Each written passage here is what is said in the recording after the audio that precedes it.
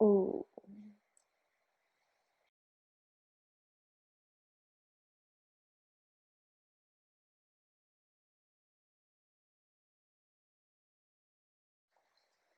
पारिभाषिक ग्रंथ में प्रथम पारिभाषिक हम लोग देख रहे हैं, व्याख्यान तो विशेष प्रतिपत्तिर नहीं संदेहाद अलक्षणम।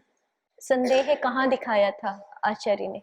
आचार्य जी ने जहाँ पे अड़ और जो दो अड़ प्रत्याहार हुए हैं उसमें आचार्य जी ने ये संदेह दिखाया था कि मतलब ये पूर्व का अड़ पूर्व से लिया गया है कि कहाँ पता चलेगा कि कौन सा अड़ है।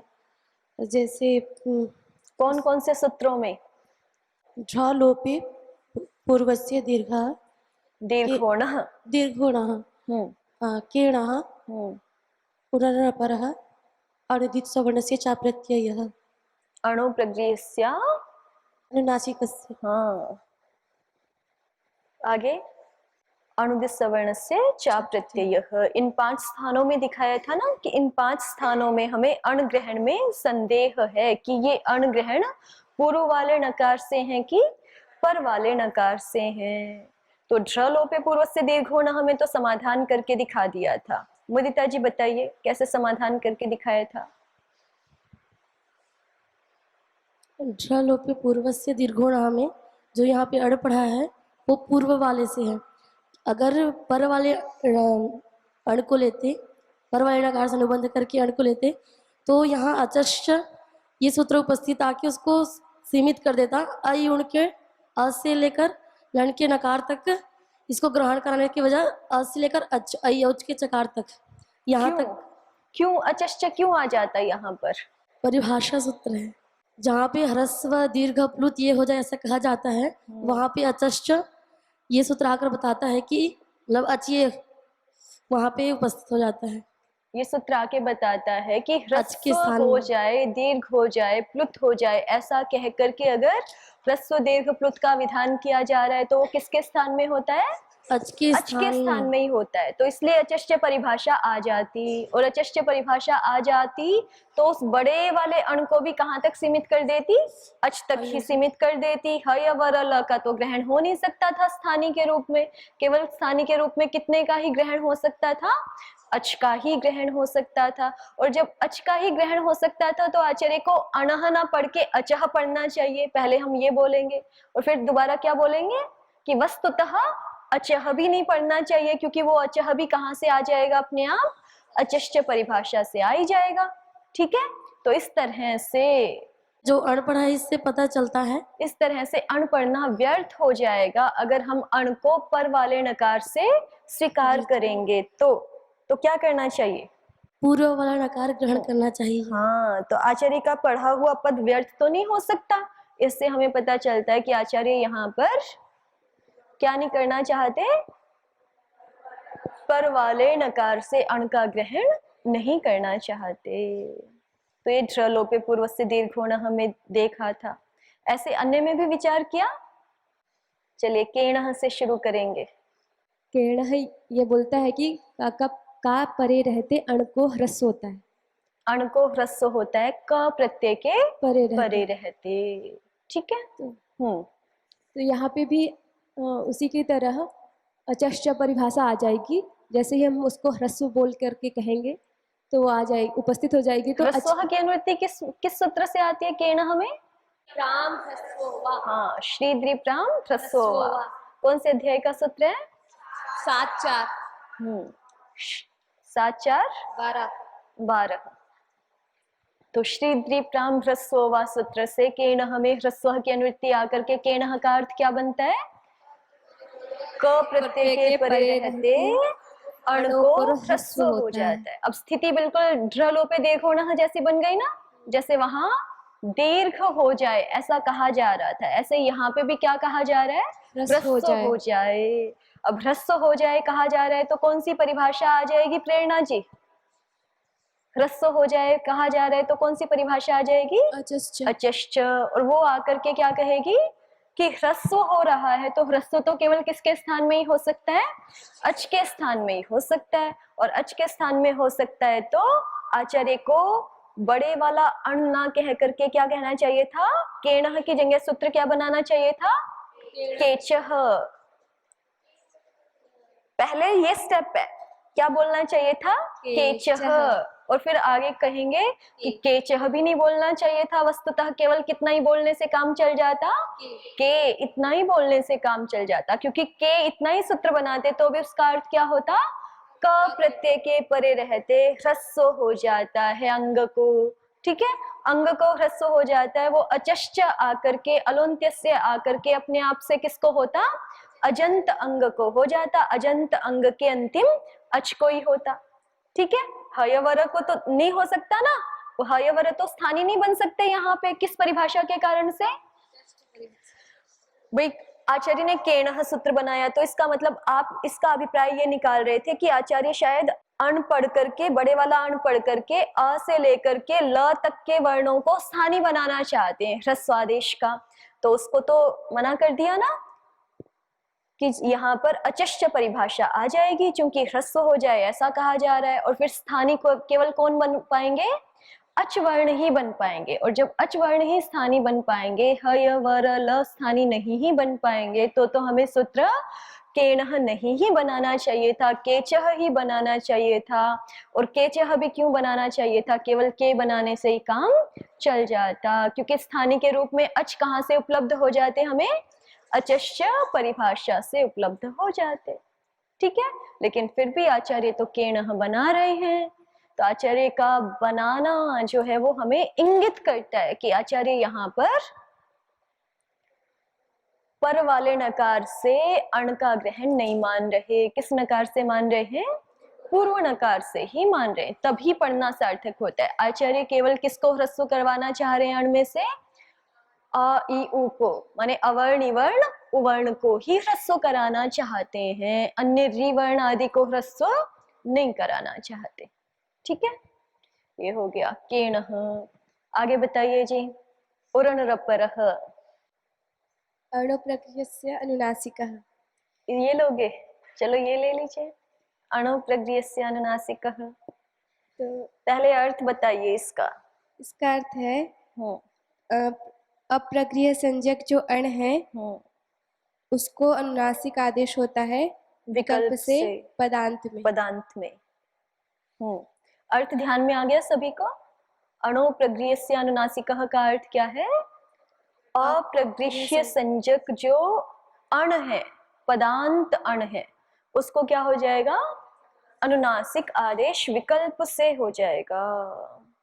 वावसाने से विकल्प की अनुवृत्ति आ रही है यहाँ पे, और अवसाने, वावसाने पूरे की अनुवृत्ति है, इसीलिए हम कैसा अर्थ कर देते हैं? पदांत में। ठीक है, वावसाने पूरे का पूरा है, अवसान होगा तो पद का अंत भी होगा ही ना वो, इसलिए पदांत ऐसा बोल देते हैं। आप सीधे ये भी बोल सकते हो अप्रगृह्य संज्ञक अण को जो कि अवसान में वर्तमान है उसको विकल्प से क्या हो जाता है? अनुनासिक आदेश हो जाता है। तो जैसे आपका ये होता है ना, जैसे दधी पद बनाया हमने, दधी सु, ये लिखा नहीं आप? अच्छा, दधी सु, दधी अंग। अब यहाँ पे सु अम का लुक हो जाते हैं ना, कौन से सूत्र से? समोर नपुंसकात। क्या कहता है वो? नपुंसक अंग से उत्तर सु और अम का लुक हो जाता है, तो लुक हो गया। तो अब ये जो शिष्ट बचा है दधी, ये पद है ना, कैसे पद संज्ञा हो जाएगी इसकी दीपिका जी? कौन से सूत्र से? पद संज्ञा करने वाले कितने सूत्र हैं अष्टाध्यायी में? 4। बताओ देव योगिनी जी। सुप्तिगंतम पदम सिति च न के सिति च स्वादिष्ट सर्वनाम स्थान। हाँ, ये 4 सूत्र हैं, आगे भ संज्ञा शुरू हो जाती है। कौन कौन से 4 सूत्र हैं? सुप्तिगंतम पदम नह के सिति च स्वादिष्ट सर्वनाम स्थाने, ये 4 सूत्र पद संज्ञा करते हैं। तो इन चारों में से कौन सा लग जाएगा यहाँ पर दीपिका जी? कौन सा सूत्र लगा के पद संज्ञा करोगे? सुबंत और तिंगंत पद संज्ञक होते हैं, ये अर्थ है। तो घटाओ, कैसे सुबंत कैसे बनाओगे? यहाँ पे सुप तो है नहीं अंत में उसका, तो लुक हो गया है ना। लुक हुआ है ना, प्रत्यलोप प्रत्यलक्षण कैसे कर लोगे? प्रत्यलोप प्रत्यलक्षणम हो जाएगा। क्यों हो जाएगा? न लुम तंग से नहीं लगेगा। प्रत्यलोप प्रत्यलक्षणम क्या कहता है? प्रत्यलक्षण कार्य हो जाते हैं। प्रत्यय का लोप हो जाने पर भी प्रत्यलक्षण कार्य हो जाते हैं। प्रत्यलक्षण कार्य माने प्रत्यय निमित्तक कार्य, ठीक है। लक्षण का अर्थ वहां क्या है? निमित्त। और समास कौन सा किया हुआ है? प्रत्यलक्षणम शब्द में समास कौन सा किया हुआ है? षष्ठी नहीं है, बहुव्रीहि। प्रत्यय निमित्त है जिसका, इसीलिए मैं बोल रही हूँ ना, प्रत्यलक्षण का अर्थ क्या है? प्रत्यय निमित्तक। प्रत्यय निमित्त है जिसका ऐसा कार्य हो जाएगा प्रत्यय का लोप होने पर भी। अर्थ आपको याद रहने चाहिए और समास याद होने चाहिए, तब आप अटकोगे नहीं। आप बताइए पूज्य साध्वी जी, देव प्रज्ञा जी, यहाँ पे न लुम तंग से क्यों नहीं लगेगा? लुम्ता लुप्ते सति अंगस्य यत् कार्यं तन्न भवति। लुम्ता लुप्ते सति, लुम, अब लुमान किसको कहेंगे? बुद्धिमान किसको कहते हैं? बुद्धिमान किसको कहते हैं? बुद्धिरस्य अस्तेति बुद्धिमान। ऐसे ही लुअस्य अस्तेति लुमान, ठीक है। लुअस्य अस्तेति लुमान। लु जिसका है, तो लुक श्लू और लुक, जहां जहां भी किसी प्रत्यय का लोप हम क्या नाम लेके करते हैं? लुक, श्लू और लुप। देखो लोप, अदर्शन हम 4 तरह से करते हैं, है ना। अदर्शन हम कितनी तरह से करते हैं? 4 तरह से करते हैं। एक तो हम लोप नाम लेकर के अदर्शन कर देते हैं, है ना। और कहीं पे हम अदर्शन कैसे करते हैं? लुक कह करके करते हैं। कहीं पे क्या करते हैं? श्लो कह करके। कहीं पे 2 सूत्र है ना आपके, अदर्शनम लोपः प्रत्ययस्य लुक्ष्मलोपः। लोप संज्ञा है, किसकी संज्ञा है लोप? अदर्शन की, ठीक है। अदर्शन की संज्ञा, कोई वस्तु नहीं दिखाई पड़ रही है, कोई शब्द कोई वर्ण जो है वो नहीं दिखाई पड़ रहा है, उसको हम क्या कहते हैं? लोप। और प्रत्ययस्य अदर्शनम, जब हम प्रत्यय का आदर्शन करेंगे तो उस प्रत्यय के आदर्शन की क्या संज्ञाएं हो जाएंगी? पूरे प्रत्यय का आदर्शन अगर करेंगे, पूरे प्रत्यय का आदर्शन हम या तो लुक नाम लेकर के करते हैं, या तो श्लो नाम लेकर के करते हैं, या तो लुक नाम लेकर के करते हैं। और ये तीनों ही लुमान है। देखो ये तो लुमान नहीं है, इसमें तो लो है, लो नहीं है ना। लेकिन इसमें इत संज्ञाएं करने के बाद तीनों का क्या बचता है? लू बचता है। तो इसलिए ये तीनों को क्या कहा जाता है? लुमान, ठीक है। अब लुमान का ही तृतीया में रूप बनाएंगे तो क्या बन जाता है? लुमता। तो लुमता लुप्ते सति, लुमान के द्वारा लुप्त होने पर, माने ये 3 संज्ञाएं प्रयोग करके अगर आप कहीं अदर्शन कर रहे हैं तो फिर क्या हो जाता है? अंग का कार्य नहीं होता। न लुमता अंग से किसको निषेध करता है? अंग कार्य को निषेध करता है। प्रत्यलोप प्रत्यलक्षणम से जो जिस कार्य की प्राप्ति हो गई थी उसको फिर से मना कर देता है। वैसे तो प्रत्यय लोप हो गया अगर, तो प्रत्यय निमित्तक कार्य नहीं होना चाहिए ना।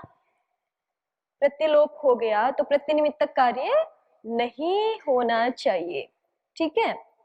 अब जैसे जो है वो यहाँ पे कोई व्यक्ति विशेष काम करता है और वही यहाँ नहीं दिख रहा, तो वो कार्य नहीं होगा ना अपने आप से ही। ये तो सामान्य स्थिति है। प्रत्यय का लोप हो गया तो प्रत्यय के निमित्त से होने वाला जो कार्य है वो नहीं होना चाहिए। लेकिन अभी आचार्य ने विशेष रूप से एक नियम बना दिया। उन्होंने बोल दिया प्रत्यय लोप प्रत्यय लक्षणम, प्रत्यय का लोप हो जाने पर भी प्रत्यय लक्षण कार्य, प्रत्यय निमित्त वाले कार्य हो जाते हैं। अब जब प्रत्यय का आदर्शन हो जाने पर भी, प्रत्यय का लोप हो जाने पर भी क्या हो जाएगा? प्रत्यय लक्षण कार्य हो जाएगा। तो जहां ये लुक आदि नाम कह करके आदर्शन किया होगा वहां पर भी कार्य पाने लगा, ठीक है। वहां पर भी कौन सा कार्य पाने लगा? प्रत्यय लोपे प्रत्यय लक्षणम। तो वो नहीं चाहिए था आचार्य को, और सब जगह नहीं चाहिए ऐसा नहीं था। वो केवल किसको नहीं चाहिए था? अंग को नहीं चाहिए था। तो उसका निषेध करने के लिए आचार्य ने क्या सूत्र बना दिया? न लुमतांगस्य। तो लुमता लुप्ते सति अंगस्य यत् प्रत्यलक्षणं कार्यं प्राप्नोति तत्तु न भवति। लुमान के द्वारा माने इन तीन संज्ञाओं के द्वारा लुक श्लो लुक इन तीन संज्ञाओं के द्वारा प्रत्यय का आदर्शन करने पर तन्निमित्तक कार्य, तन्निमित्तक माने प्रत्यय निमित्तक कार्य अगर प्राप्त होता है, किसको? अंग को। प्रत्यय निमित्तक कार्य अगर किसको प्राप्त हो रहा है? अंग को, तो वो कार्य नहीं होता। ये अर्थ है किसका? न लुंगतंगस्य का। तो अब यहाँ पे हमने सु और अम का लुक किया है। समोर नपुंसकात में किसकी अनुवृत्ति आ रही है? लुक की अनुवृत्ति आ रही है। कहाँ से? षड्भ्यो लुक से। तो सु और अम का लुक हो जाता है नपुंसक अंग से उत्तर। ये नपुंसक अंग है ना दधि, इससे उत्तर सु और अम का लुक हो गया। ठीक है, अब हमें पद संज्ञा करनी है सुप्तिंगंतम पदम से। वो कहता है सुबंत की पद संज्ञा होती है। ध्यान दीजिए, किसकी? सुबंत की पद संज्ञा होती है। तो हम यहाँ पे सुप का तो आदर्शन कर चुके हैं, तो प्रत्यलों पे प्रत्यलक्षण हम लगाने लगे कि प्रत्यय का आदर्शन हो जाने पर भी, वहां लोप का अर्थ आदर्शन है, ध्यान रखिए, केवल लोप नहीं, वहां प्रत्यलोपे में प्रत्यय लोपे का अर्थ क्या है? प्रत्यय का आदर्शन। प्रत्यय का आदर्शन हो जाने पर भी तन्निमित्तक कार्य, प्रत्यय निमित्तक कार्य हो सकते हैं, ये उस सूत्र ने कहा। तो इस प्रत्यय को मान करके क्या होने लग गया? इन दोनों प्रत्यय को मान करके ये सुबंत बन जाएगा ना, इसको मान ले तो अगर, ठीक है, इसको मान करके सुप्तिंग अंतम पदम लगने लग गया। फिर कौन आने लगा? न लुंगतांग से। उसने कहा कि ये तो ठीक है, आचार्य ने बोला है प्रत्यय के आदर्शन होने पर भी प्रत्यय निमित्तक कार्य हो जाते हैं, लेकिन अगर वो आदर्शन क्या कह करके किया गया हो? लुक श्लो लुक कह करके किया गया हो, तब तो नहीं होता कार्य, तब तो कार्य नहीं होता। तो यहाँ तो सोरम का लुक ही किया है ना, तो फिर कार्य मना होने लगा। तो फिर दूसरे व्यक्ति ने ध्यान दिलाया कि नहीं, वहां पर लुक श्लो लुक कह करके सारे कार्यों को मना नहीं किया है, वहां पे एक शब्द और भी पढ़ा हुआ है, क्या? अंगस्य, अंग के जो कार्य हैं उनको मना किया। ठीक है, अब अंगस्य आगे चल के आप पढ़ोगे कि अंगस्य की दो व्याख्याएं हो जाती हैं नलुंगता अंगस्य में। एक तो अंगस्य अधिकार है अष्टाध्यायी में, है ना। अंगस्य अधिकार कहाँ से कहाँ तक है विद्या जी? अंगस्य सूत्र से लेकर के 7-4 के अंतिम तक कौन सा अधिकार जा रहा है? अंगस्य अधिकार जा रहा है। तो उस अंगाधिकार में जो कार्य कहे गए हैं उनका मना करता है न लुंगतांगस्य। एक व्याख्या ये की जाती है, न लुंगतांगस्य में अंगस्य का एक अर्थ क्या है? अंगाधिकार में जो कहे गए कार्य हैं वो नहीं होते, बाकी कार्य तो हो ही जाते हैं। ठीक है, अब ये देखिए, हमें यहाँ पे कौन सी संज्ञा करनी है? पद संज्ञा, सुप्तिंगंतम पदम। ये जो पद संज्ञा रूप कार्य है ये अंगाधिकार का कार्य है क्या? अंगस्य अधिकार में पढ़ा हुआ है। कहाँ पढ़ा हुआ है? 1-4 में। ये जो पद संज्ञा रूप कार्य है ये तो कहाँ पढ़ा हुआ है? 1-4-14। वो सूत्र है। तो अंगाधिकार का सूत्र नहीं है, अंगाधिकार का कार्य नहीं है, अंगाधिकार का कार्य नहीं है, तो यहाँ कौन नहीं लगेगा? न लुंगतांगस्य नहीं लगेगा। ठीक है, या फिर दूसरा एक व्याख्यान किया जाता है कि अंग संज्ञक अंश को जो भी कार्य प्राप्त होते हैं वो नहीं होते, भले ही वो कार्य अंग संज्ञा अधिकार के हो या ना हो। किसको कार्य नहीं होते? अंग संज्ञक अंश को। हमारे पास जो पूरा समुदाय है उसमें जो अंग संज्ञा वाला भाग रहेगा उसको अगर कोई कार्य करना है तो उसके लिए प्रत्यलोपे प्रत्यलक्षणम मना हो जाएगा, न लुंगतांगस्य निषेध करेगा उसका। ठीक है, तो अब यहाँ पर देखिए हम पद संज्ञा कितने के करने जा रहे हैं, इस व्याख्यान के अनुसार भी देख लीजिए। हम पद, यहाँ पे अंग संज्ञा किसके, पहले तो ये बताइए अंग संज्ञा कौन सा सूत्र करते हैं सौम्या जी? कितने सूत्र हैं अष्टाध्यायी में अंग संज्ञा करने वाले? पूरी अष्टाध्यायी में अंग संज्ञा करने वाला एक ही सूत्र है, यस्मात् प्रत्यय विधिस्तदादि प्रत्यय अंगम। ठीक है, तो इस सूत्र से यहाँ पे सु प्रत्यय के परे रहते दधि की, अम के परे रहते दधि की क्या हो जाती है? अंग संज्ञा हो जाती है। और हमने न लुंगतांगस्य में अंगस्य का दूसरा अर्थ क्या किया है कि अंग संज्ञक अंश को कोई कार्य करना हो तो नहीं होता। अगर प्रत्यय का क्या हुआ है? लुक श्लू लुप हुआ है और उसको निमित्त मान के अंग संज्ञक अंश को आप कोई कार्य करना चाहते हैं तो वो नहीं होगा, ऐसा बोला ना हमने। तो हम ये जो सुप्तिंगंतम पदम कार्य करना चाहते हैं ये इतने को करना चाहते हैं कि इतने पूरे को करना चाहते हैं? दधी सु इतने की करना चाहते हैं, सुबंत की पद संज्ञा की जा रही है। पद संज्ञा किसकी हो रही है? सुबंत की हो रही है, माने इतने की। सुबंत इतने को कह सकते हो ना, केवल इसको सुबंत थोड़े कह सकते हो। सुप है अंत में जिसके वो पूरा समुदाय, उसको हम कार्य करने जा रहे हैं, उसको पद संज्ञा रूप कार्य करने जा रहे हैं। तो अंग संज्ञक अंश को कार्य नहीं करने जा रहे ना, तो अंग संज्ञक अंश को कार्य नहीं करने जा रहे, तो यहाँ पे कौन नहीं लगेगा? न लुमतंग से नहीं लगेगा। न लुमतंग से के दोनों ही अर्थों के अनुसार भी यहाँ पे न लुमतंग से नहीं आ पा रहा, क्योंकि हमारा जो सुप्तिंगंतम पदम है वो ना तो अंगाधिकार का कार्य है और ना ही वो अंग संजक को कार्य किया जा रहा है। ठीक है, वो तो समुदाय को कार्य किया जा रहा है, तो वहां पे कौन नहीं आ सकेगा? न लुमतंग से नहीं ही आ सकेगा। और न लुमतंग से नहीं आ सकेगा तो कौन लग जाएगा? प्रत्यलोपे प्रत्यलक्षणम। तो प्रत्यलोपे प्रत्यलक्षणम लग करके क्या संज्ञा हो जाएगी? यहाँ पर पद संज्ञा हो जाएगी। किसकी? किसकी? दधी की। दधी सो की हो जाएगी, ऐसा आप कह सकते हो। पर सो का तो लुक हो चुका है ना, बस तन निमित्तक कार्य हो गया, उसको निमित्त मान के जो कार्य हो सकता था वो हो गया। तो पद संज्ञक तो कौन सुनाई पड़ेगा अंततः आपको वहां पे? दधी। सोरम का तो लुक हो चुका है। ठीक है, इतनी बात हो गई। ये सारा हमने क्या करने के लिए किया? चर्चा कहाँ से चली थी? अणु प्रगृह्य अनुनासिक में हमें ये देखना था कि अवसान में होना चाहिए अण, अवसान में होना चाहिए कहिए, या पदांत में होना चाहिए, वो देखने के लिए हमने किया है कि ये जो दधी है ये हमारे पद बन चुके हैं। ठीक है, इसको मैं ऐसा लिख दूं ना, सो का लुक हो गया तो ये दधी बन गया, ये भी दधी बन गया। अब ये पद बन चुके हैं। अब यहाँ पर सूत्र का अर्थ घटा रहे हैं, आप घटा रहे हैं ना देवसुधा जी?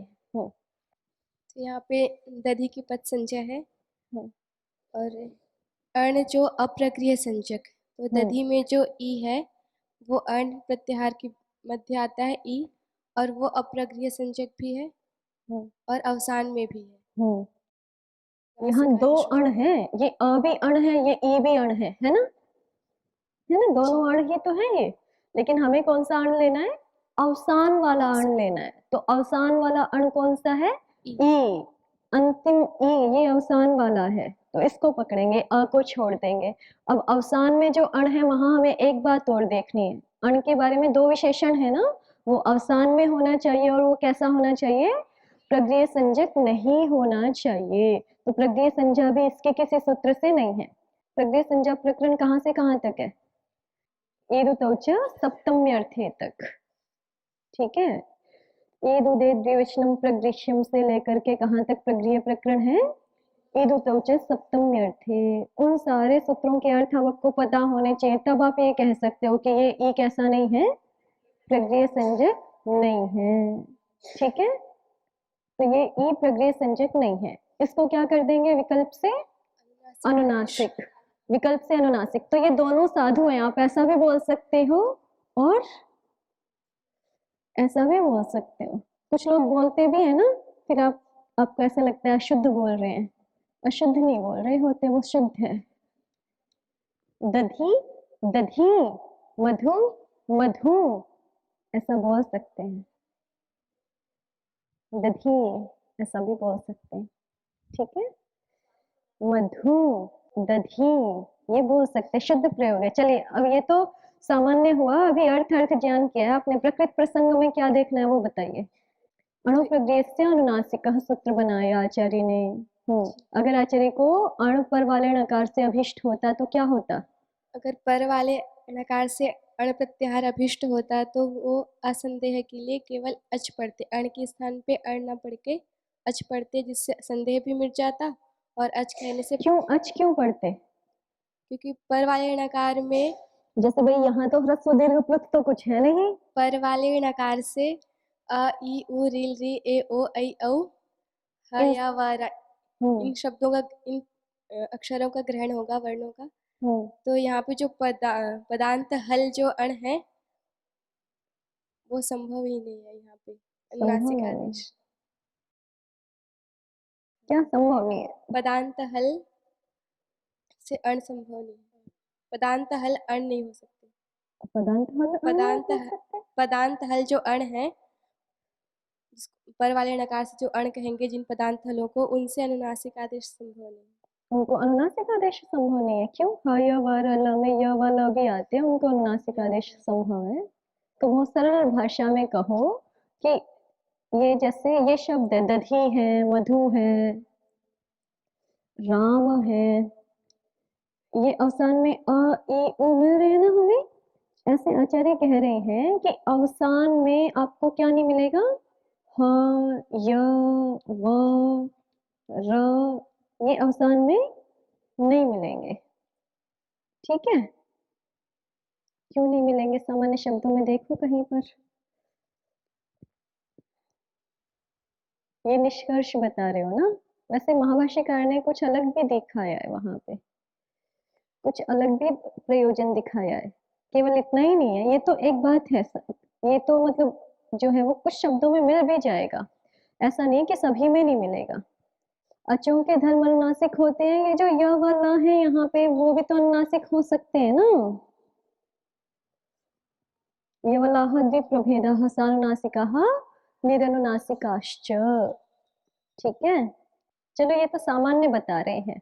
सामान्य बता रहे हैं कि ये पदांत में नहीं मिलते, पदांत में नहीं मिलते, अच ही मिलेंगे। पदांत में अच मिलेंगे तो क्या कहना चाहिए था? अचह ही कहना चाहिए था। अचह भी फिर क्यों कहते? जो जब हम अनुनासिक कह रहे हैं तो अपने आप से जो है वो कौन आ जाता वहां पे? अच ही, क्योंकि अन्य वर्ण तो अनुनासिक हो नहीं सकते। ये जो है यहाँ पर, ये वहां कह रहे हैं कि पदांत में अवसान में मिलेंगे नहीं। ठीक है, अब ये नहीं मिलेंगे तो फिर क्या कहना चाहिए था? अचह कहना चाहिए था। और फिर अचह भी ना कहते, क्यों? क्योंकि मान लो इनसे अतिरिक्त कोई हल व्यंजन अंत में मिल रहे हैं तो वो अनुनासिक हो नहीं सकते थे। अचों का सभी हलों का धर्म नहीं है ना अनुनासिकत्व, केवल किनका ही है? य व ल का ही है, केवल अन्यों का तो है नहीं। इसको एक बार दोबारा देखना है, इसमें पूर्ण संतुष्टि नहीं हुई। ठीक है, उरण रपरह को घटाइए। उरण रपरह का कैसे करेंगे? हाँ जी, देवप्रीति जी की बारी है। और दूसरा प्रश्न क्या किया था हम लोगों ने? अचीकृत। अण ग्रहण में संदेह था, उसका निर्णय क्या निकाला था? देवाराधना जी, चलो रंजना जी बताएंगे। 5 अण ग्रहण थे, उनमें निर्णय क्या हुआ था हमारा फिर? अणुदित सवर्णस्य च प्रत्ययः। यहाँ पर शंका उठाई थी कि इसमें जो अण ग्रहण है वो पूर्वार्ण नकार से या फिर परवार्ण नकार से। तो समाधाता बता रहे हैं इसमें कि जो इसमें अण ग्रहण है अणुदित सवर्ण, इसमें ये निश्चित ही परवार्ण नकार से ही गृहीत है यहाँ पे। तो प्रश्न उठाया कैसे? बस वो विस्तार तो मैंने पूछा ही नहीं आपसे, मैंने ये पूछा है कि 5 अण ग्रहणों में से कहाँ तो क्या निर्णय क्या हुआ, सिद्धांत क्या निकला? तो सिद्धांत आपने बता दिया, अणुदित सवर्णस्य में जो है वो पर्णकार से गृहीत है। अणुदित सवर्णस्य में पर्णकार से गृहीत है, और बाकी अन्य जो 4 हैं वहां पे पूर्व नकार से क्या है? अणग्रहण है। ठीक है, ये निर्णय हो गया। इसमें से हमने ढलोप हमें देख लिया, केण हमें देख लिया, वो एक जैसे थे। अनुप्रग्रेस्य में थोड़ा सा भिन्न है और उरण रपर में भी थोड़ा सा भिन्न है। फिर अणुदित सवर्णस्य में भी देख लिया था हमने। अणुदित सवर्णस्य में कैसे करेंगे पता कि ये पर वाले नकार से ही है, पूर्व वाले नकार से नहीं है? लेखिका जी को दो। उर्रित में जो तपरकरण किया है वो ज्ञापक है कि अणुदित सवर्ण से चा प्रत्यय में जो अण है वो परे वाले णकार से बनाया है प्रत्याहार। कैसे ज्ञापक बना? उर्रित का अर्थ बताइए पहले तो। चंग परक णिज के परे रहते अंक की उपधा जो रिवर्ण उसको रिकार होता है। चंग परक निच के परे रहते अंग की उपधा जो रिवर्ण, उसको क्या हो जाएगा? रिकार आदेश हो जाएगा। जब भी आपको ज्ञापक निकालना होता है तो सबसे पहले जिस सूत्र से आप ज्ञापक निकालना चाहते हैं उसका अर्थ आपको पता होना चाहिए, प्रथम स्टेप। सेकंड, आप उसके किसी शब्द को या उस पूरे सूत्र को व्यर्थ करके दिखाइए। जिस भी अंश से आप ज्ञापक निकाल रहे हैं उसको व्यर्थ करके दिखाइए। फिर तीसरी बात, कोई ऐसी चीज खोजिए कि जिसके होने से वो पद या सूत्र क्या हो जाए? सार्थक हो जाए। वही बात क्या होगी आपकी? ज्ञापक होगी। ठीक है ना, इस तरह से करेंगे तो आप सरलता से ज्ञापक निकालना सीख जाएंगे। और इसमें बारंबार ज्ञापक आएंगे। अब तो पहले जहां पे आप ज्ञापक निकाल रहे हैं उस सूत्र का अर्थ स्पष्ट होना चाहिए आपको। फिर उस सूत्र का या उस पद का जो व्यर्थीकरण है, जो पद व्यर्थ हो रहा है या पूरा सूत्र व्यर्थ हो रहा है, तो उसको व्यर्थ करके दिखाओ कि कैसे ये व्यर्थ हो रहा है। व्यर्थ हो रहा है माने किसी दूसरे ढंग से सिद्ध हो जाती बात, ठीक है, तो व्यर्थ हो जाता। तो सेकंड स्टेप उसको व्यर्थ करके दिखाएंगे हम। तीसरा स्टेप कि कोई ऐसी बात खोजेंगे वहां पर कि जिस बात के होने से वो पद या सूत्र व्यर्थ नहीं होता, फिर से सार्थक होने लग जाता है। तो वो बात हम ऐसा मानते हैं कि आचार्य ने सीधे अपने मुख से ना कह करके एक तरह से इंगित से हमें कह दी। सारी बातें मुख से तो नहीं कही जाती ना, कुछ हम आचार्य के इंगित से, चेष्टित से, उससे भी जान लिया जाता है। तो ये जो ज्ञापक हैं वो ऐसी बातें हैं, एक तरह से ज्ञापक सिद्ध जो परिभाषाएं हैं वो आचार्य ने स्वयं मुख से नहीं बोली। जैसे इको गुण वृद्धि स्वयं मुख से बोल दी आचार्य ने, वो भी तो परिभाषा ही है ना। अचश्च, षष्ठी स्थाने योगा, ये बहुत सारी परिभाषाएं, तस्मिन् इति निर्दिष्टे पूर्वस्य तस्माद् इत्युत्तरस्य, ये आचार्य ने स्वयं अपने मुख से बोल दी, इसलिए इनको वाचनिक परिभाषाएं कहते हैं। ठीक है, लेकिन जो है वो और कुछ ऐसे भी हैं जो वचन सिद्ध ही है आचार्य की, उनको भी वाचनिक कहते हैं, जो अष्टाध्यायी में नहीं पड़ी हुई। जैसे कि यस्मिन् विधिस्तदादा बल ग्रहणे, उसका कोई ज्ञापक नहीं मिलेगा आपको, केवल वो आचार्य की वचन सिद्ध परिभाषा, इसलिए उसको वाचनिक कहते हैं, लेकिन अष्टाध्यायी में नहीं है वो। तो जो ज्ञापक सिद्ध परिभाषा है उन सबको समझने का यही क्रम है। पहले आप वहां पे उस सूत्र का अर्थ देखो, फिर उस सूत्र को या उसके किसी पद को जो व्यर्थ हो रहा है उसको व्यर्थ करो, फिर वहां कोई ऐसी बात खोजो जिससे कि वो पद या सूत्र सार्थक हो जाए। और फिर अंततः वो जो बात आपने ज्ञापक के रूप में खोजी है उसका अन्यत्र प्रयोजन भी देखो। शास्त्र में उसके और कौन से उदाहरण हो सकते हैं और कहाँ लाभ होगा शास्त्र में उस बात को ज्ञापित करने से। ठीक है, तो अभी जैसे आप यहाँ ज्ञापक देख रहे हैं, उन अनुदित सवर्णस्य सूत्र में अण पर नकार से गृहीत है, इसका ज्ञापक हम किसको बनाना चाहते हैं? उर्रित सूत्र के तपरकरण को। तो उर्रित सूत्र के तपरकरण को पहले तो हमें उर्रित सूत्र का अर्थ पता होना चाहिए, वो पता चल गया आपको। अब इसको व्यर्थ करके दिखाइए लेखिका जी। यहाँ पर उर्रित में जो तपरकरण किया है, अगर ये नहीं करते तपरकरण ऊह स्थाने री भवति, तो यहाँ पे दीर्घ आदेश ना हो अगर जाए। तपरकरण नहीं करते तो सूत्र का अर्थ क्या बनता?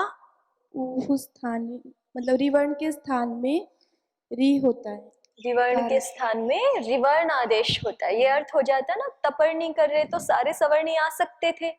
कब? जब हम अण जो है वो पर वाले नकार से ले रहे हैं। उर्रित सूत्र है हमारा, उर्रित,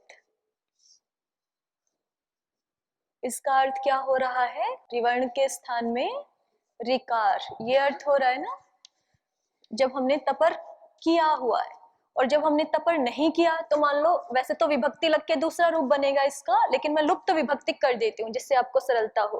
री को मैंने लुप्त प्रथमांत कर दिया, ठीक है। तो अब इसका अर्थ क्या हो जाएगा?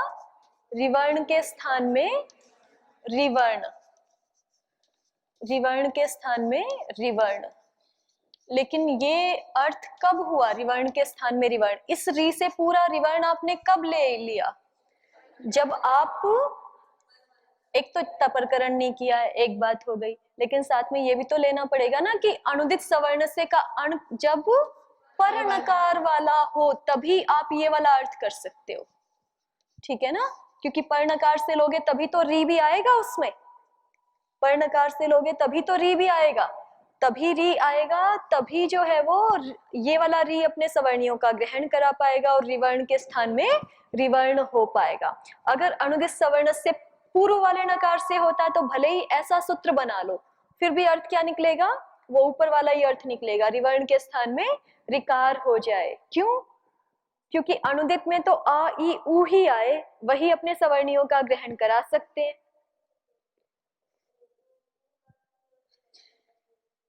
करेंगे ना? हाँ, अगर जिसका रूप बन जाएगा। नहीं, वहां तो उह रूप बनाया हुआ है ना। री मतलब री तो जो उदाहरण दिखा रहे हैं ना हम, दीर्घ उपधा वाला दिखा रहे हैं।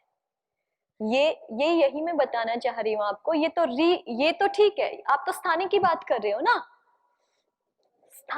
अगर वो जो दीर्घ री है उसके स्थान में भी उहु यही रूप बनता है, ये स्थानीय तो हमें चाहिए वैसा ही वैसा, रिवर्ण ही चाहिए, उसके बारे में कोई चर्चा नहीं कर रहे। अगर उसका कोई दूसरा रूप भी बनता है तो वही निर्दिष्ट करना पड़ेगा। ठीक है, अभी बात केवल आदेश के बारे में कर रहे हैं। स्थानीय के रूप में तो रिवर्ण ही चाहिए, नहीं तो फिर कृत संशब्द ने उदाहरण ही नहीं दिखा सकते हम। ठीक है, तो आदेश अगर हम यहाँ पे री ऐसा पढ़ेंगे, तपरकरण नहीं करेंगे, और तपरकरण ना करते हुए अब दो स्थितियां हैं कि अनुदित पूर्व वाले नकार से है कि अनुदित पर नकार से। अगर अण पर नकार से है तो अर्थ क्या रहेगा, रिवर्ण आदेश के रूप में। ठीक है, और अगर अण हमारा पूर्व नकार से है तो क्या हो जाएगा, फिर पूर्व नकार से है तो यहाँ पे अर्थ हो जाएगा रिकार। ठीक है ना। तो कह रहे हैं कि आचार्य को यही तो अभिष्ट था कि रिवर्ण के स्थान में दीर्घ रिवर्ण आदेश ना हो जाए, रिकार आदेश हुआ करे। उसके लिए क्या किया था, तपरकरण किया था। लेकिन वो तपरकरण तो व्यर्थ हो जाएगा अगर अण पूर्व नकार से, क्योंकि अगर अण पूर्व नकार से है तो बिना तपरकरण के भी अपने आप इस री का अर्थ क्या निकलेगा, रिकार आदेश हो जाए। तो ये बात तो बिना तपरकरण के भी सिद्ध हो गई ना। अगर अण कैसा है, पूर्व नकार से, तो हमने सूत्र के तपरकरण को व्यर्थ करके दिखाया, रित के तपरकरण को व्यर्थ करके दिखाया। कैसे, अगर अण पूर्व नकार से है तो। दूसरा स्टेप पूरा हो गया। उर्रित का अर्थ हमें पता है, उर्रित में तपरकरण को हमने व्यर्थ करके भी दिखा दिया कि वो तपरकरण व्यर्थ हो जाएगा। कब व्यर्थ हो जाएगा, अगर हम अनुदित के अण का ग्रहण हम पूर्व नकार से करते हैं। तो क्यों व्यर्थ हो जाएगा, क्योंकि अनुदित वहां प्रवृत्त नहीं हो पाएगा उर्री इस सूत्र का अर्थ करते समय, और प्रवृत्त नहीं हो पाएगा तो अपने आप से जो उर्रित का अर्थ हो रहा था वही किसका भी अर्थ हो जाएगा, उर्री का अर्थ भी हो जाएगा।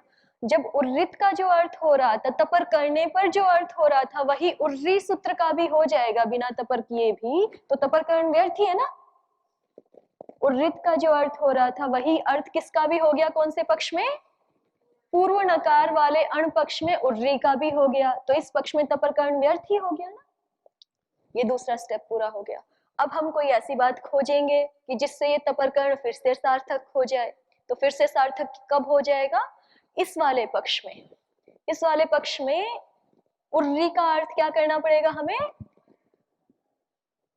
पर नकार पक्ष में, पर नकार से अण ग्रहण पक्ष में उर्री का अर्थ क्या करना पड़ेगा, रिवर्ण के स्थान में रिवर्ण होता है, क्योंकि सवर्णों का भी ग्रहण हुआ तो रिवर्ण होता है, और रिवर्ण होता है तो दीर्घ के स्थान में दीर्घ आदेश भी होने लग जा रहा था, जो कि आचार्य को अभिष्ट नहीं था। उसको करने के लिए फिर उन्होंने क्या किया, उसको हटाने के लिए, उस रिवर्ण को हटा करके रिकार आदेश करने के लिए क्या किया, तपर किया। तो इस तरह से तपरकरण सार्थक हो गया।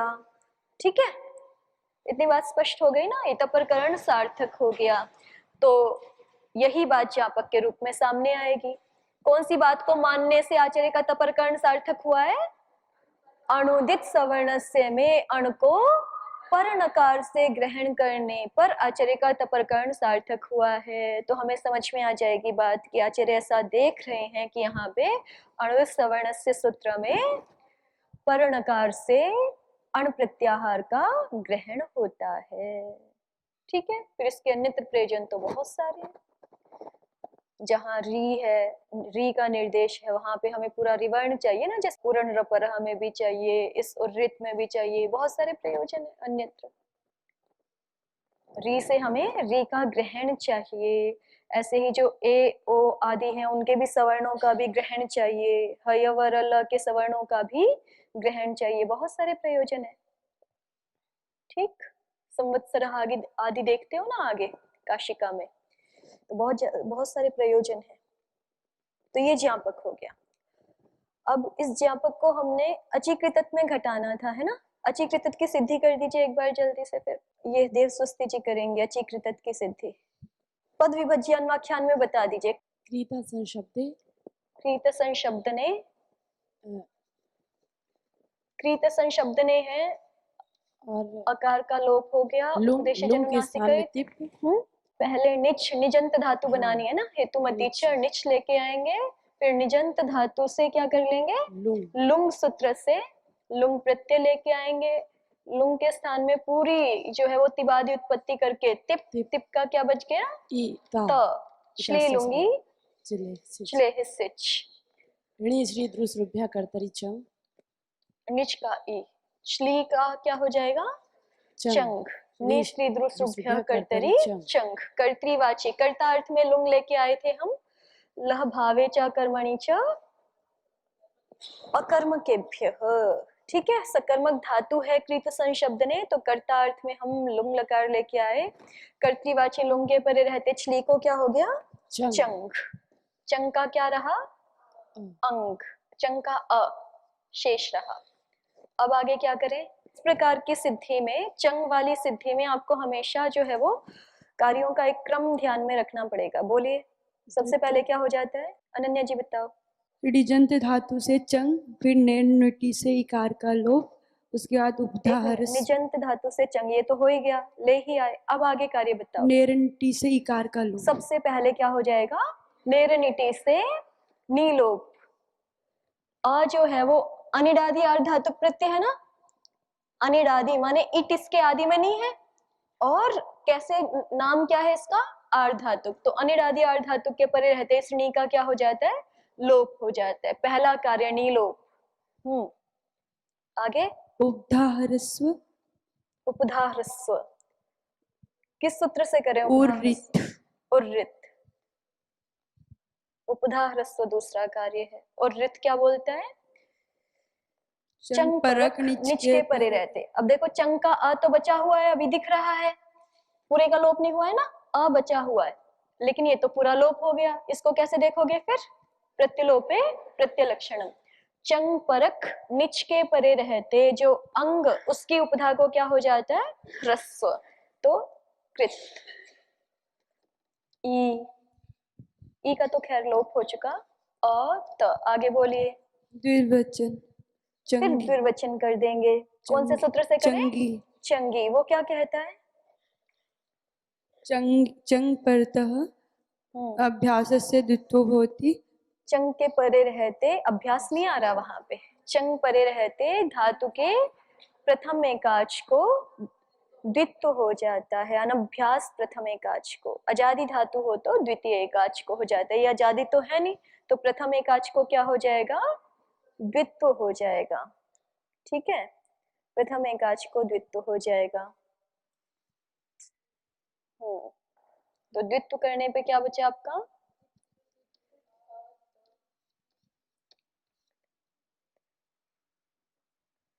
अत। अब अभ्यास बस ये तीन मुख्य हैं, ये आपको ध्यान रखना है। पहले नीलोप होगा, फिर उपधा ह्रस्व होगा, फिर द्विवचन होगा। ठीक है, कार्यों का ये क्रम है, बाकी तो सामान्य है, अभ्यास के कार्य कर दीजिए। पूर्वोभ्यास हलादि शेष उरत पुरनरपर हलादि शेष कुहोश्चुः। ठीक है, क्या बच गया, कुहोश्चु करके च कृत अ त। हाँ, संवत लघुनि चंग परे नगलोपे, इस सूत्र से अभ्यास को संवत्कारी, अभ्यास को संवत्कारी करेंगे तो संयतः ई हो जाएगा, चीकृत सनोल, फिर दीर्घो लघो से चीकृत, और अट आगम, तो क्या ये बन जाते हैं, अचीकृत। ठीक है, अब इसी में कुछ प्रश्न दे रही हूं।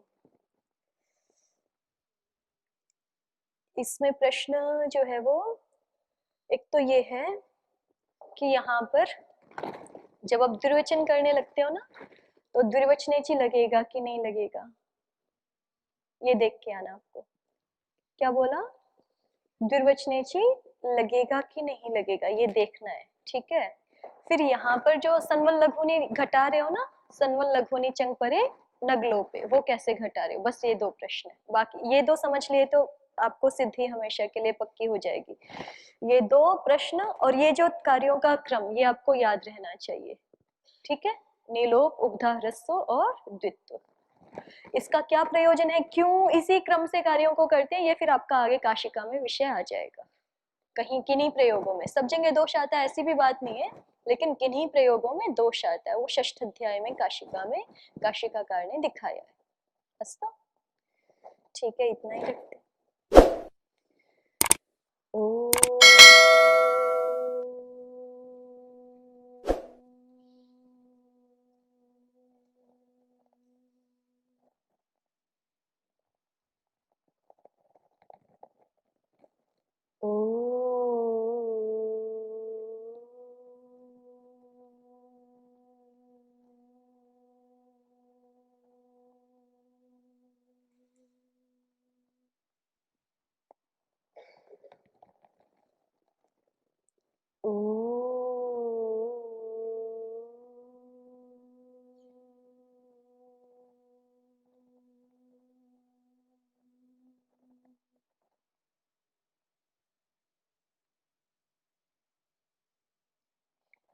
ओ